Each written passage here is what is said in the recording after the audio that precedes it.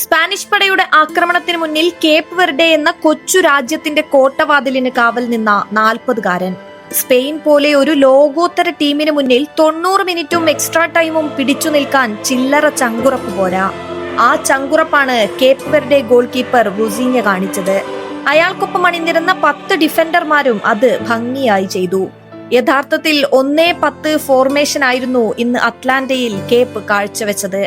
62% ball പൊസിഷനും 750-ലധികം പാസുകളും 23 ഷോട്ടുകളും നടത്തിയിട്ടും സമനില വഴങ്ങേണ്ടി വന്നത് സ്പാനിഷ് ആരാധകരെ സംബന്ധിച്ചിടത്തോളം സങ്കടം തന്നെ. കളിച്ചതും വിജയമർഹിച്ചതും സ്പെയിൻ ആയിരുന്നുവെങ്കിലും കന്നി ലോകകപ്പ് കളിക്കാനെത്തുന്ന 5.5 ലക്ഷം മാത്രം ജനസംഖ്യയുള്ള കേപ്പ് വെർഡെയുടെ പോരാട്ട വീര്യം തന്നെയായിരുന്നു ഹൈലൈറ്റ്. യോഗ്യതാ റൗണ്ടിൽ 7 ക്ലീൻ ഷീറ്റുമായി എത്തിയ അവരെ അണ്ടർ എസ്റ്റിമേറ്റ് ചെയ്തതിൽ നമുക്കാണ് തെറ്റുപറ്റിയത്. ഗോൾ അടിക്കുന്നത് കാണാനാണ് പലപ്പോഴും നമ്മൾ ഫുട്ബോൾ കാണാറുള്ളത്. എന്നാൽ ചിലപ്പോൾ മാത്രം ഗോൾ അടിക്കാതിരിക്കുന്നത് കാണാനാകും. കുറസാവോ കഴിഞ്ഞ ദിനം ജർമ്മൻ വലയനക്കിയ പോലെ ഇന്ന് കേപ്പ് വെർഡെ സ്പെയിനിനെ തളച്ച പോലെ കുഞ്ഞൻ രാജ്യങ്ങളുടെ ഉയിർപ്പ് നമ്മൾ എപ്പോഴും ആസ്വദിക്കും.